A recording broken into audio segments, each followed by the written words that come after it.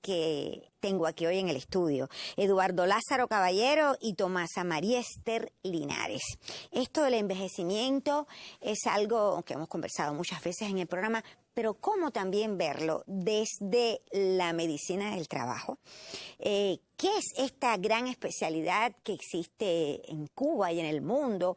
¿Cómo se desarrolla? ¿Qué cosas son las enfermedades profesionales? ¿Qué es un accidente de trabajo? Se dice fácil, ¿no? Pero tiene un grupo de protocolos, tiene un grupo de análisis y tiene también mucho de cada uno de nosotros, de los trabajadores, de cómo cuidarnos, de cómo también en cierta medida exigir de medidas para estar bien y estar cuidados. El tema es complejo, pero tenemos excelentes especialistas, como siempre caracteriza nuestro programa, y están ustedes para, preguntar también todo lo que deseen, todo aquello que les preocupe de este tema. Como ven, Leiber hoy no está conmigo porque, ha tenido no es salud, es de trabajo, y no le daba tiempo a llegar. Pero me dejó la música, que estoy muy contenta por la música que me dejó, porque es de Chayanne. Y antes de presentarles el videoclip de Chayanne, pues quiero decirles que hoy tenemos también en las noticias culturales a el director de la Banda Nacional de Concierto, pero también es el director y trompetista del Quinteto Habana Brass, que tiene un concierto muy pronto en la Basílica de aquí de La Habana, de San Francisco de Asís. Y regresa nuestra sección de adicciones con nuestro querido doctor Rodolfo Aguilar, que esta vez lo he provocado para hablar sobre el camino de las adicciones a partir de uno de los personajes de la segunda temporada de la serie para jóvenes, Calendario, donde uno de estos jovencitos, uno de los personajes, transita por un episodio, por un fenómeno de droga que a todos nos ha dejado muy preocupados. Así es que, mis buenos amigos, ya empezamos con este hermoso tema de Chayanne. Pues es un verdadero placer encontrarme nuevamente con el doctor Eduardo Lázaro Caballero Poutou, que es especialista de primer y segundo grado de Medicina del Trabajo, máster en Salud de los Trabajadores, profesor e investigador auxiliar y es especialista del Instituto Nacional de Salud de los Trabajadores. Por cierto, conocí al profesor en ese instituto hace algunos años cuando ellos... Fue un disco muy excelencia, ¿recuerda, profe? Exactamente. Que transmitía también el canal educativo. Y por eso es que me siento cómoda con el tema, porque en aquella oportunidad, aunque se habló de economía... Ergonomía. Ergonomía, ¿verdad? Ajá. Que eran son las cosas que tienen como la forma de uno. Del diseño de un puesto. Del diseño para el trabajo, recuerdo perfectamente. Pero, profesor, ¿qué le parece si hoy vamos a hablar de medicina del trabajo? Comenzar haciendo algo que quizás sea evidente para todas las personas, pero yo no creo tanto. ¿Por qué no nos ayuda a definirle a los amigos qué cosa es la medicina del trabajo? Bueno, con mucho gusto. Vamos a empezar a utilizar determinados términos. Ajá. Todo el mundo sabe qué cosa es medicina. Todo el mundo sabe que medicina es la especialidad que se encarga de prevenir enfermedades, de curar, de rehabilitar a las personas. Todo el mundo sabe qué cosa es trabajo. Trabajo es una actividad social para producir bienes y servicios. Medicina del trabajo no es más que la combinación de eso, una especialidad médica que se dedica a la prevención de enfermedades, a la prevención de accidentes, a la prevención de todo tipo de lesión que pueda ser producida en el ambiente de trabajo. Eso, junto con la posibilidad de rehabilitar, de recuperar capacidades, de evaluar esas capacidades y de evaluar las condiciones en las cuales se realiza el trabajo. Eso es medicina del trabajo. Pero la medicina del trabajo no es una cosa nueva. La medicina del trabajo se remonta tal vez a la época prehistórica.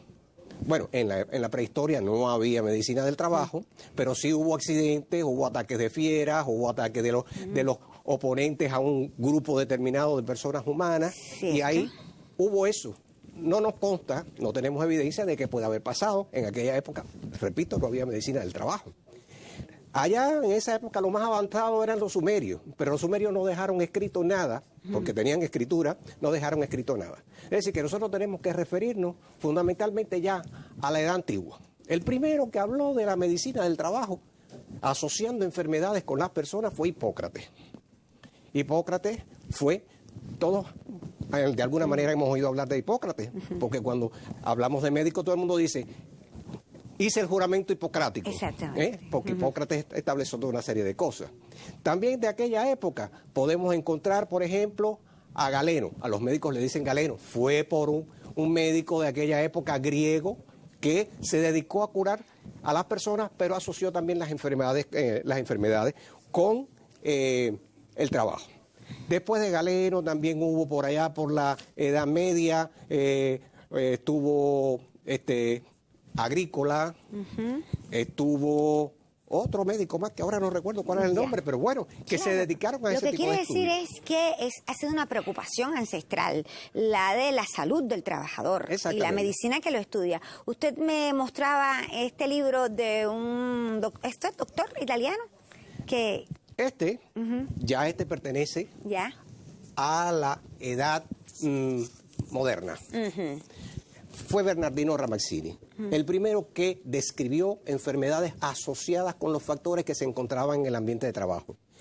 Tal fue su repercusión, hablando de la medicina y las enfermedades de los trabajadores, que se considera a Ramazzini justamente el padre de la medicina del trabajo. Después de él le han sucedido otros, vino Sir Percival Pott, un inglés, que fue el primero en diagnosticar un cáncer ocupacional. Cáncer ocupacional. Cáncer ocupacional, ¿sabe dónde? ¿De dónde? Bueno, en el escroto de los desollinadores de las chimeneas en Gran Bretaña, en Inglaterra, producto del hollín, descomposición incompleta o quemadura incompleta del hollín, y eso incrustado en la piel fue lo que propició o lo que provocó el cáncer del escroto. De ahí a allá se miran una cantidad de aspectos. Solo una curiosidad. Diga. El profe hoy se maquillaba, donde nos maquillábamos todos, y miraba, y notó que faltaban algunas luminarias. Preguntó por la luminaria. ¿Es importante la iluminación en el trabajo? Bueno, claro que es importantísima. Como también, digamos que los aportes sociales y económicos que puede tener la medicina del trabajo. ¿No lo cree, profesor? Por supuesto, por supuesto. Una garantía de la calidad del trabajo justamente son las condiciones en las cuales se realiza. Un trabajo que requiera precisión, que requiera fijación de la vista, que requiera un alto nivel de detalle, pues debe tener una iluminación adecuada. Debe ser en un ambiente donde el ruido no incomode a nadie. Tiene que ser donde el clima o el calor no le moleste a la persona. Es decir, que estamos hablando de buscar realizar trabajo, pero en unas condiciones confortables. Mientras tanto eso no se garantice, simplemente no podremos hablar de calidad. Y hoy día es algo muy importante para toda la actividad empresarial, la calidad de la producción, la calidad de los servicios, la calidad de los productos que salen, pero la calidad está relacionada justamente con el estado de salud de las personas que lo producen. Ya, podríamos hablar de la calidad de vida que tenga el trabajador en su centro de trabajo. Tenemos que hablar de las dos cosas. Tenemos que hablar de la calidad de vida en el centro de trabajo, pero ese trabajador cuando sale de allí está en su comunidad y tiene que haber calidad de vida también en esa comunidad. Claro, claro. Profesor, si pudiera definir, ya sabemos muy claro qué cosa es, las funciones de la medicina del trabajo. Bueno, las funciones de la medicina del trabajo pasan por funciones de carácter médico, en las cuales se le van a realizar al trabajador diferentes tipos de exámenes para determinar su aptitud para la realización del trabajo. Vamos a tener funciones administrativas porque la medicina del trabajo tiene que utilizar datos para poder sacar conclusiones de si una enfermedad o no es profesional, porque tiene que hacer análisis estadísticos, análisis epidemiológicos, tiene funciones también de intersectorialidad, porque sola no hace. Tiene que trabajar con un conjunto de disciplinas, pero además, salud pública no es solamente del sector de la salud, salud pública hacemos todo y por lo tanto esa relación intersectorial tiene que existir. Pero en el campo del trabajo concretamente, conjuntamente con el Ministerio del Trabajo, conjuntamente con otras instituciones, tiene que trabajar en los equipos de seguridad y salud en el trabajo, proporcionando información para garantizar mejores condiciones, más seguridad y más salud.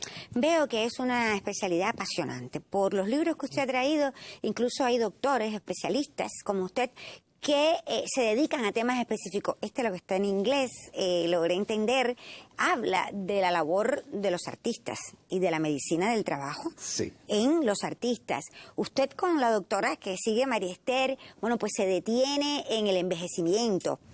Es decir, que como es una especialidad de tantos años y que va con el desarrollo de la vida, ustedes van investigando aspectos específicos también. Sí. Bueno, hay campos. La medicina del trabajo aborda todos los campos en los sectores laborales. Como decías, hay un libro que nosotros utilizamos. Ese libro nosotros lo conseguimos realizando una investigación justamente en los talleres de gráfica o en el centro de gráfica allá en La Habana Vieja, con los pintores. Entonces los tintes, las pinturas, el calor, todas esas cosas, y de ahí pudimos obtener esto.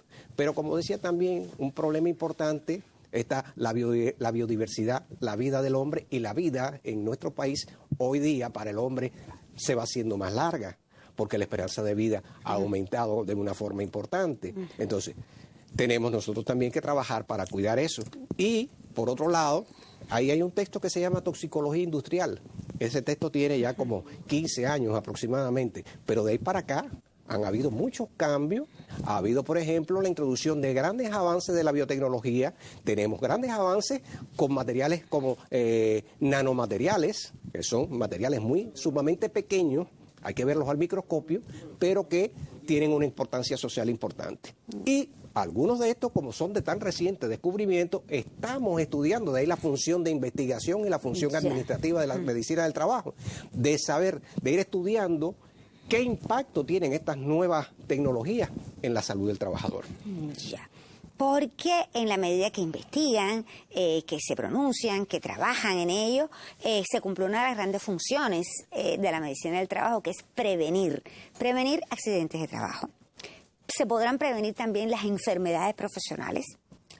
Cuando regrese voy a estar hablando con la doctora, su colega, María Esther, sobre las enfermedades profesionales y los accidentes de trabajo. Eso será más adelante. Ahora los dejo con un detalle de Tarde en Casa.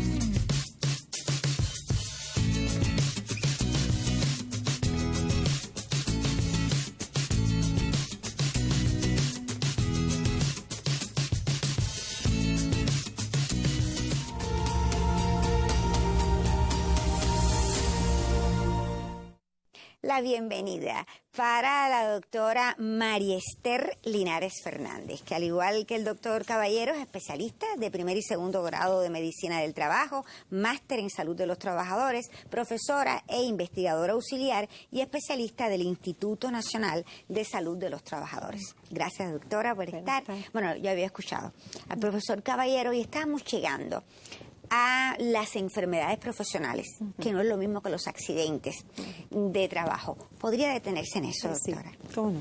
Las enfermedades profesionales se producen en un entorno laboral, debido a que sus causas son los factores de riesgo que puedan existir en su puesto de trabajo o en lo más cercano a su puesto de trabajo.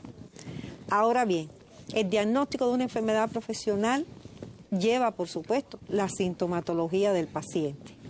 Pero antes de hablar de la sintomatología, hay que hablar del criterio ocupacional. ¿A qué se expone ese trabajador? ¿Cuál es su labor? ¿Cuáles son las características del puesto? ¿Cuáles son las exigencias de ese puesto de trabajo? Y además, ¿qué contaminantes, ya sean químicos, físicos o biológicos puedan existir en ese medio ambiente laboral. El otro criterio, y muy importante, es el higiénico epidemiológico. Generalmente, cuando usted encuentra un paciente, un trabajador con enfermedad profesional, busque que van a aparecer otros trabajadores que puedan tener la misma sintomatología y realmente no se han percatado a lo que están expuestos. ¿Cómo se evita esto?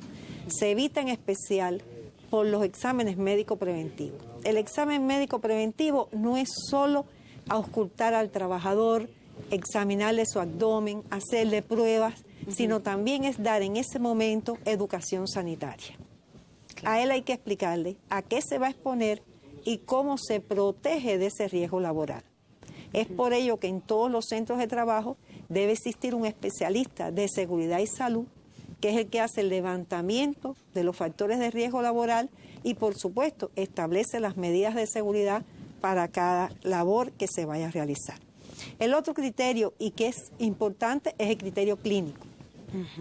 A diferencia del accidente, que el accidente es un hecho abrupto, esta es una enfermedad insidiosa, lenta y que en ocasiones puede equivocar al médico que esté atendiendo, porque si usted va a hablar de una neumoconiosis, que es una enfermedad pulmonar, bueno, hay quien la puede confundir, que este paciente lo que tiene es un enfisema pulmonar, que tiene otro tipo de patología y realmente lo que tiene es una enfermedad producida por el polvo en su actividad laboral.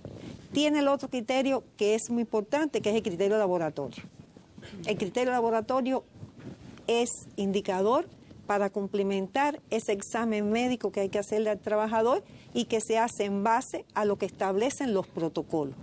Nosotros tenemos protocolos para cada enfermedad profesional y esto hay que estarlo revisando porque puede ser que se incorporen nuevas enfermedades en el listado, porque el desarrollo económico del país, las producciones que se estén realizando o las actividades que también no son directamente en la industria, sino pueden ser como la que tiene usted, como la que podemos tener nosotros, puede tener otros riesgos que tiene también que analizarse y evaluar. Es por eso que la investigación en la enfermedad profesional tiene que hacerse de igual forma que la investigación científico-técnica. De lo contrario, podemos cometer el error de que ese trabajador se le plantee que es una enfermedad común y realmente lo que tiene una enfermedad profesional. Y no pensando solo en que va a perder económicamente en su labor, sino pensando en la evolución tórpida que pueda tener, que puede ser que le invalide totalmente para su trabajo o que realmente el trabajador fallezca. No es el caso, no ha sido el caso en nuestro país, nosotros no hemos tenido, pero sí hemos visto mineros, cuando hemos tenido la oportunidad de estar en otros lugares, que sí la silicosis y otro tipo de contaminantes químicos en las minas han producido muerte al cabo de tiempo de estar trabajando ese obrero en esa labor. Y un criterio que es importante, porque eso respalda mucho al trabajador, es el criterio legal.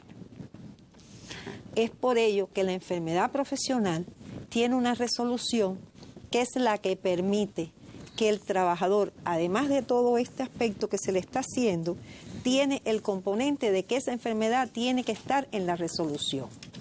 ¿Cuándo puede ser que haya que analizar? En la resolución, discúlpame doctora, que es también lo que usted hablaba de una lista. La lista de las enfermedades profesionales. Ajá.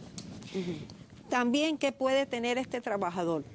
Nosotros el desarrollo industrial y el desarrollo tecnológico, etcétera, va avanzando. Ahora utilizamos mucho las computadoras. Mi compañero así lo señalaba.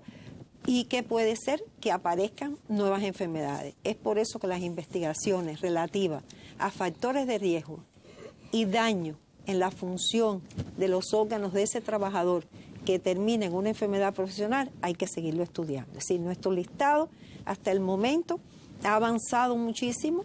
En un inicio se hablaba mucho de silicosis, de dermatosis, etcétera. Ya hay otras entidades que han aparecido en Cuba y en el mundo, porque también tenemos intercambio con instituciones de otros países que permiten esto y podemos hacer el diagnóstico de la enfermedad profesional. Y un criterio que no puede perderse es el epidemiológico, porque usted tiene que seguir investigando y buscando, porque donde hay un caso busque que debe haber más de uno con una enfermedad profesional. Ahí va la importancia del examen médico preempleo y el examen médico periódico al trabajador. El preempleo con el objetivo de valorar si tiene la aptitud para ocupar ese puesto de trabajo. Y el periódico es para valorar cómo está su estado de salud en la exposición laboral que tiene y si se han cumplido las medidas de seguridad y salud. Cierto, doctora, existían esos caso. exámenes médicos. Igual que cuando alguien estaba enfermo, un periodo que se incorporaba, también tenía que hacerse Exacto. Ese es el examen de reintegro. El examen de reintegro. En el examen de reintegro el trabajador puede que por su aptitud laboral se mantenga en ese puesto de trabajo o tenga que hacer un cambio de puesto de trabajo. Ahí viene algo que no se ha mencionado todavía, que es la comisión de peritaje médico laboral. Cuando ya ese trabajador ha perdido su aptitud para laborar, tiene que ir a la comisión de peritaje médico laboral. Vamos a hacer una cosa, doctora, porque la medicina del trabajo también está relacionada con el peritaje laboral. Vamos a dejar descansar el tema y cuando regrese vamos a abordar este peritaje general, ¿cómo usted dice esto? Por incapacidad, porque la persona ya... invalidez. Invalidez, esa es la palabra, invalidez. Entonces, cuando regrese voy a estar hablando de peritaje con los doctores. Ahora les recuerdo, pueden preguntar lo que deseen sobre el tema que estamos abordando hoy y voy a pasar a las noticias culturales.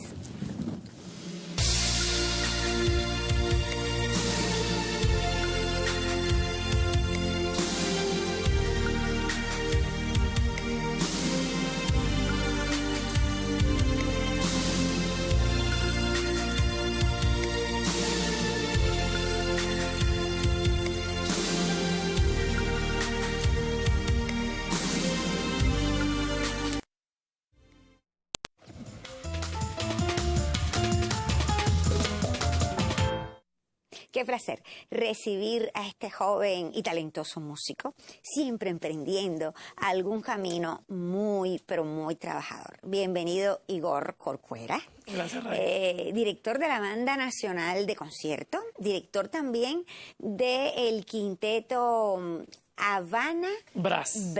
Y ese brass es muy importante. Y hoy quiero que me hables un poco del quinteto porque es noticia que tiene un concierto muy pronto en la Basílica de San Francisco de Asís. Porque es curioso cómo llevas una labor doble como director de la banda, como director también de este concierto, de este quinteto donde también... interpretas la trompeta, que es tu instrumento, sí. La trompeta. ¿Por qué surge ya hace algún tiempo Habana Brass? Habana Brass surgió prácticamente junto a mi llegada como director de la Banda Nacional. Fue una inquietud que tuvimos varios músicos de ahí mismo de la banda y yo un poco en el aquello de no despegarme de mi instrumento base, que es la trompeta. Porque casi siempre los directores de orquesta, las personas a veces no saben que tocamos un instrumento. Pero muchas veces por el mismo trabajo de dirección uno va abandonando ese instrumento. Y yo he tratado de llevar a la par, de alguna manera, las dos cosas. Y entonces, con otros 4 músicos de la banda, hemos hecho este quinteto de metales, que por eso es el nombre de brass, porque brass en inglés se le dicen los instrumentos de metales. El quinteto está conformado por 2 trompetas, de las cuales yo soy uno, un corno francés o trompa, trombón y tuba. Y hace algunos años que ya tenemos este formato ahí con ellos. Y hace algunos años también que tienen sus presentaciones habituales, que ahora pienso que es un gran privilegio que estén en la Basílica de San Francisco. Ha sido un lugar icónico dentro de la música clásica en Cuba. Estamos muy contentos conociéndote, Igor, ¿qué programas tienes? Es el sábado, este sábado. ¿Qué programas preparados con el quinteto? Bueno, vamos a hacer un programa muy interesante. Es bueno decir que tenemos también dentro de la conformación del programa 2 invitadas, 2 invitadas principales, que es la laudista Rosalia Mosqueda. Y las personas dirán, bueno, el laúd con los metales, lléguense a la Basílica. Ella va a tener un espacio con su pianista acompañante y van a hacernos ahí algunas obras que tendrán que ver también con el programa que nosotros hemos diseñado en 2 partes. Una primera parte vamos a estarla dedicando a la música más académica, escrita especialmente para este formato de quinteto de metales, porque existe música específica para este formato. Y en la segunda parte del programa haremos obras que son adaptadas, obras que son de otros formatos adaptadas al quinteto de metales, donde haremos obras un poco más, vamos a decir, conocidas por el público hasta llegar a nuestra música cubana, porque también se puede hacer música cubana con este formato que nosotros tenemos. Qué bien, qué bien. ¿Algún autor preferido por ti? A ver, siempre hay autores que por la misma influencia de la banda existen por ahí. Vamos a hacer, por ejemplo, música de Gonzalo Roy, porque a mí me toca muy de cerca la figura de Roy por la misma banda, y entonces hemos tratado de llevar un poco ese tipo de música a este formato cameral. Bueno, pues felicidades. Gracias. Felicidades por poder llevar estas dos labores en la música cubana, que te agradece mucho. El panorama musical cubano te agradece muchísimo. Entonces vamos a recordar fechas y horas. Basílica de San Francisco de Asís. Próximo sábado a las 6 de la tarde. Buen horario, a las 6 en punto. Es que estamos acostumbrados. El que va a la Basílica sabe que es un horario fabuloso, cayendo la tarde, cae el sol. Y uno sale de la Basílica con músicos como ellos totalmente renovados. No se pierdan este concierto. Gracias, Igor. Gracias, Igor. Es un placer. Seguimos, mis buenos amigos, de Tarde en Casa.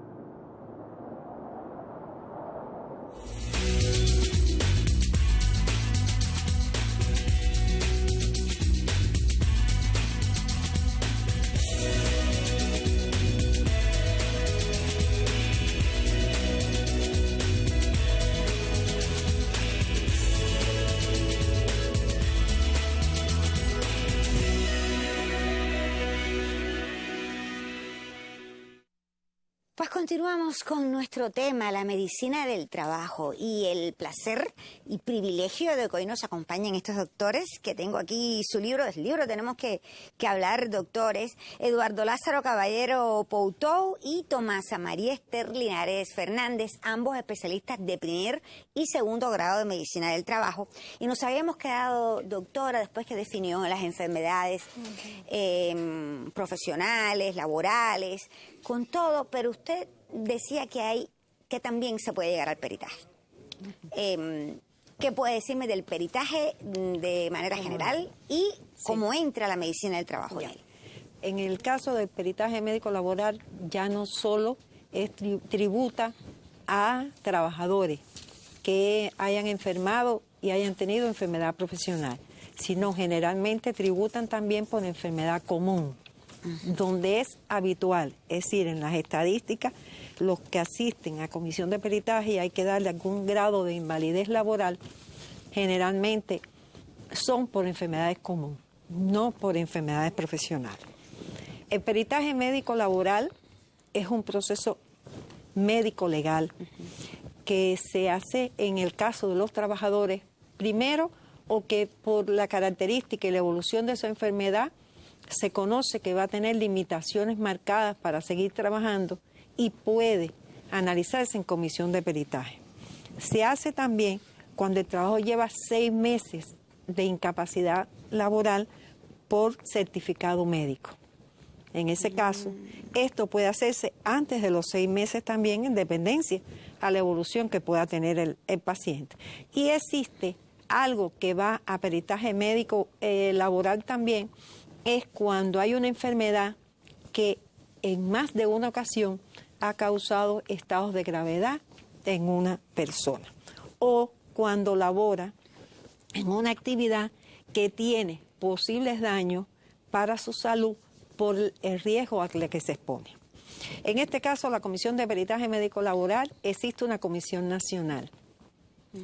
Es decir, esta la presidimos nosotros, es una comisión que tiene especialistas de todas las áreas médicas y también en medicina del trabajo.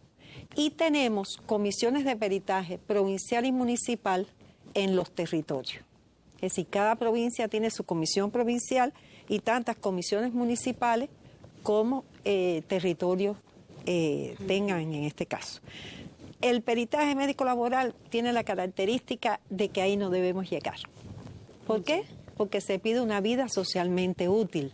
Sí. Y realmente lo que hay es que trabajar para prevenir y evitar estos daños. Pero una vez que se produce, el trabajador puede ser que entre a comisión de peritaje porque se ha extendido su certificado médico por 6 meses, hasta 6 meses, y puede ser que sea un trabajador apto para la labor.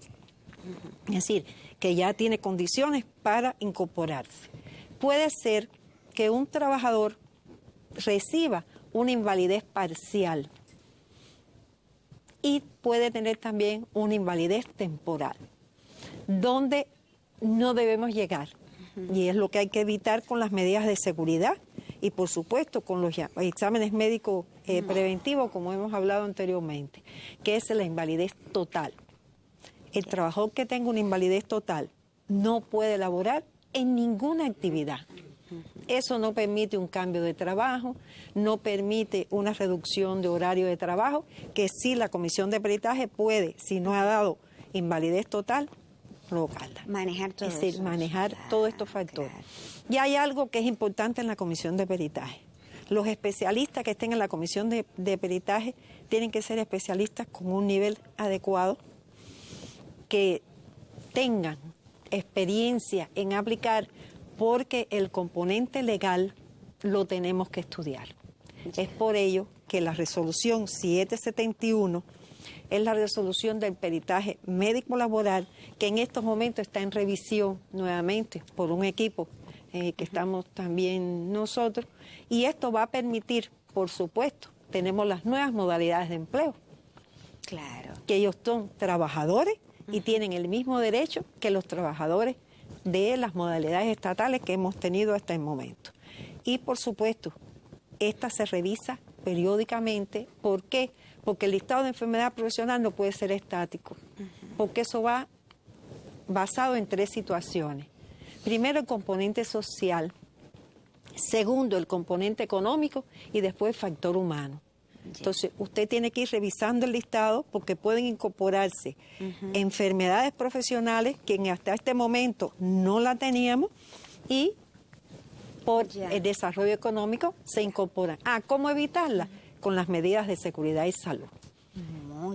Muy bien, doctora. Bueno, pues entonces están quedando sus preguntas, amigos, porque yo voy a pasar a la sección del día que hoy está motivada por la serie Calendario, que felicito a todo el colectivo, en especial a Magda González Grau, esa serie que terminó la segunda temporada con un gran agradecimiento de todos por su existencia, especialmente de los padres.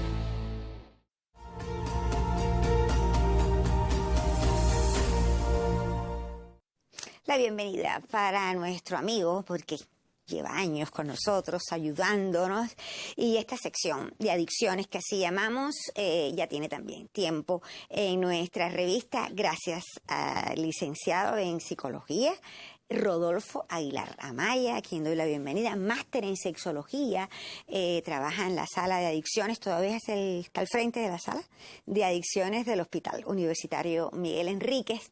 Y yo le decía, bueno, también le decía, profe, que todos quedamos, no sé si fue choqueado, no sé la palabra exacta cuál es, pero que se haya abordado la adicción en un joven, como se hizo en Calendario.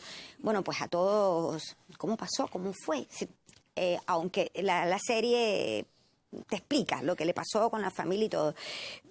Pero, doctor, ¿cómo ve usted este fenómeno de un muchacho que se inicia en la adicción?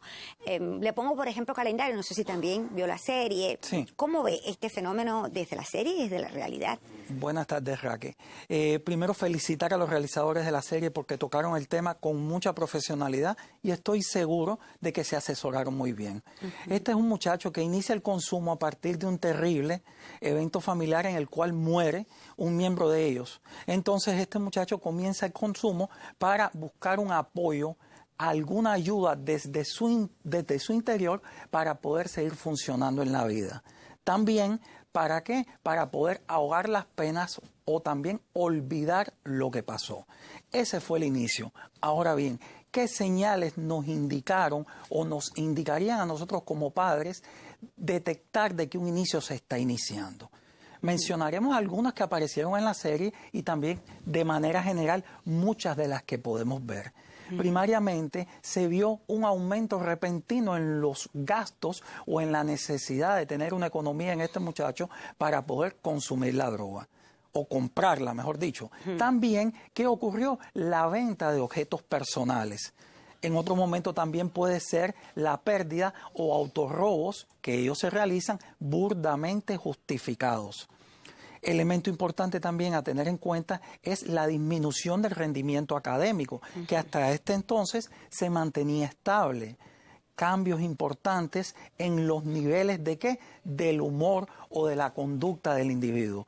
¿Cuáles pueden ser esas manifestaciones? Ataques de ira, cuadros depresivos, síndromes ansiosos, ¿verdad? Ruptura en las relaciones sociales con amigos, con la pareja, que hasta ese minuto funcionaban bien y sin causa aparente, se rompe la relación.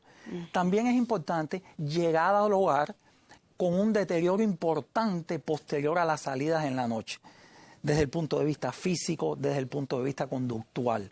Y también la aparición de personas extrañas en el círculo de amigos. ¿Qué significa? Llamadas de personas que tú no conocías, llegadas al hogar de personas que tampoco conocías y también que no te gustan. Por lo tanto, son una serie de señales e indicadores que nos pueden dar la sospecha de que algo está pasando. Quizás todavía no está consumiendo droga, pero algo está pasando. Lo más importante y la felicitación que yo doy en el mensaje que se transmitió en calendario, como siempre hemos dicho acá, es que contra las adicciones el mejor remedio es la prevención. Porque desgraciadamente, según el decursar de la serie, ya nos dimos cuenta que cuando el muchacho fue confrontado y descubierto, ya el muchacho está instaurado en él un proceso adictivo. Claro. También la familia, como estaba devastada, no pudo tener este tipo de observación. Pero para eso está la familia, los amigos, en este tipo de observación, y también que pueda servirnos todo esto para prevenir. Porque como bien usted dice, una vez que comienza el consumo, bueno, pues es un camino arduo.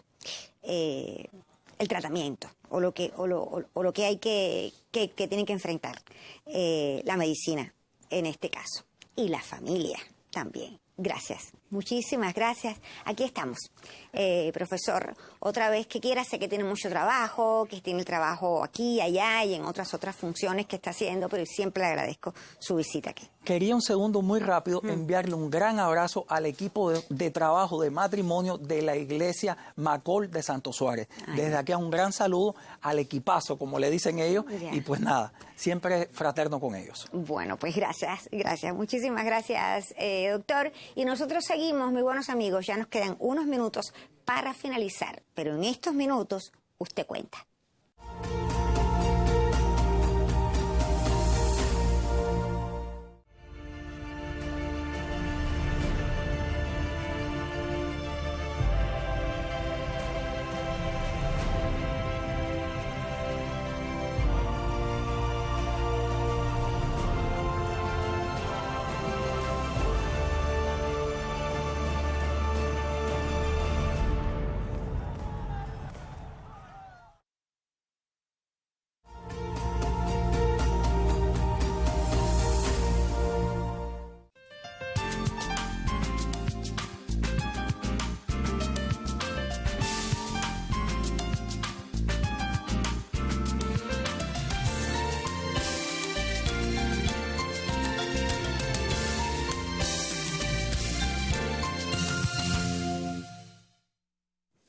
Aquí tengo las preguntas, doctores. Por ejemplo, este jovencito, Luis Miguel Díaz, tiene 24 años. Dice que comienza nuevo a trabajar ahora, que si él lleva examen preempleo. Todos los trabajadores, cuando vayan a iniciar su vida laboral o vayan a cambiar a un puesto de trabajo nuevo, tienen que hacerse el examen médico preempleo. Esa siempre va a ser la referencia de aptitud para realizar trabajo que tiene. Si no se hace ese examen, nosotros no podemos saber si él físicamente puede, física y mentalmente es capaz de realizar esa labor.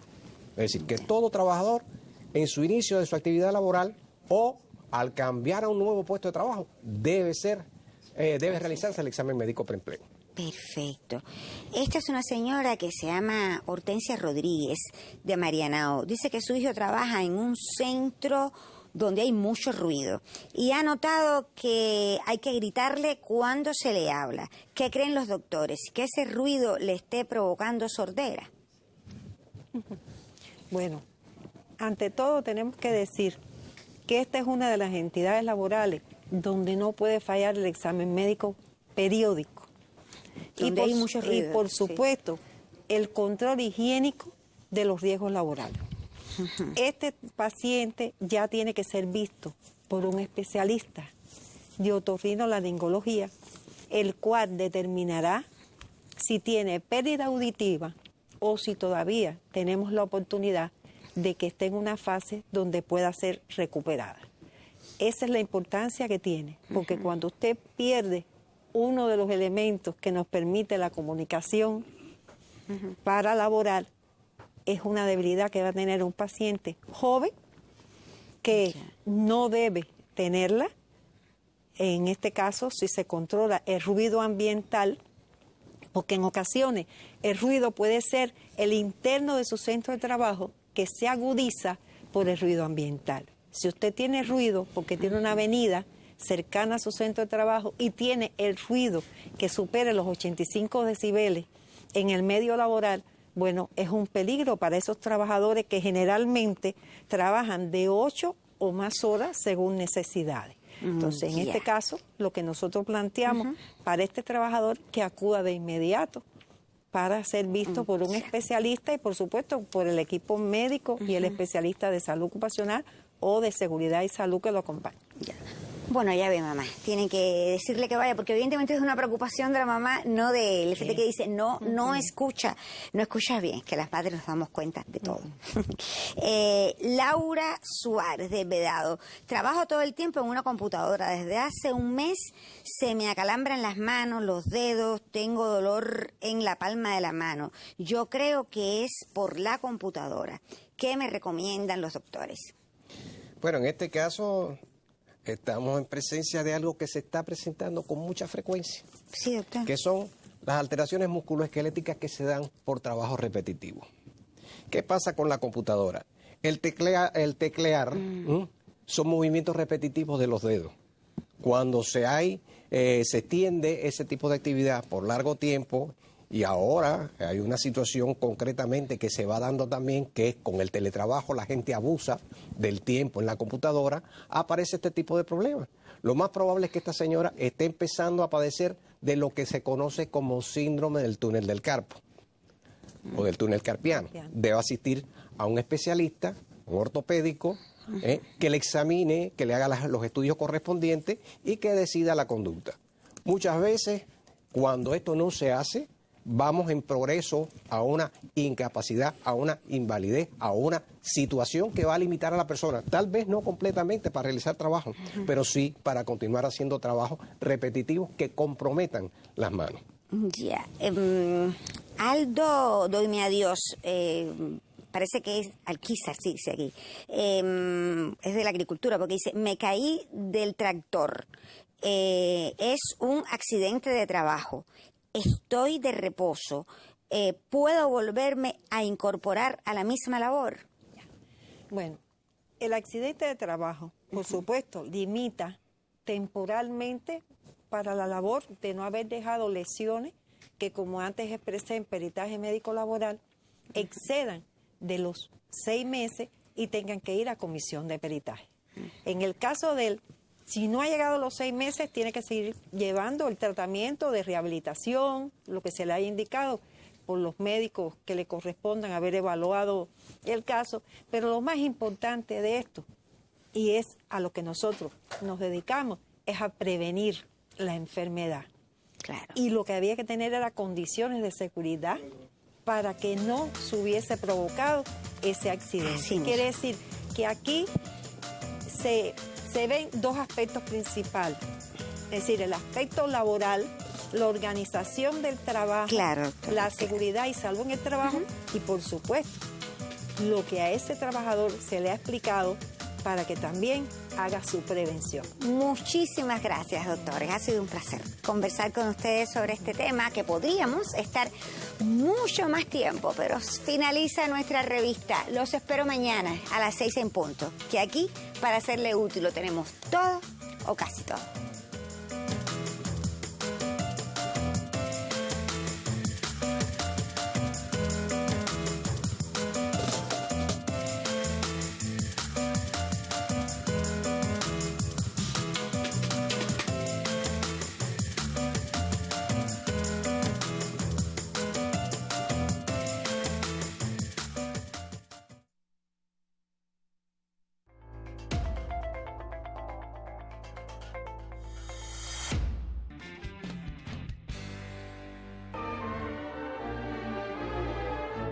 El deporte ciencia entretiene, estimula la capacidad de análisis y síntesis, incentiva la creatividad y la imaginación, además de entrenar la mente, entre otras muchas virtudes. Bienvenidos al curso Torneos Élite del siglo XXI hasta el año 2020.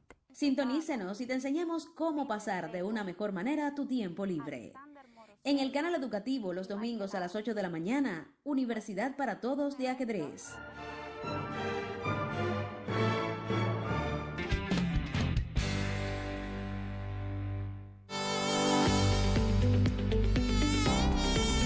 Actívate contra el mosquito.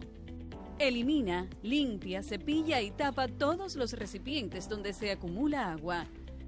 Evitar que se propague es tu mejor defensa contra el dengue, el zika, el chikungunya y la fiebre amarilla. Actívate contra el mosquito. 0 criaderos, más salud. A partir de que en 2018 se cerraron los servicios consulares en la Embajada de Estados Unidos aquí en La Habana, donde siempre hemos acudido a obtener nuestra visa para viajar a Estados Unidos, debíamos ir a un tercer país para solicitar visa. A principios de 2019, en ocasión de un viaje de trabajo a la Ciudad de México, yo acudí a la Embajada de Estados Unidos a la Ciudad de México e hice todo el proceso y todo de la solicitud de visa para que se me tocara la visa y así poder asistir al Congreso de LASA, que se iba a celebrar en Boston en el 2019.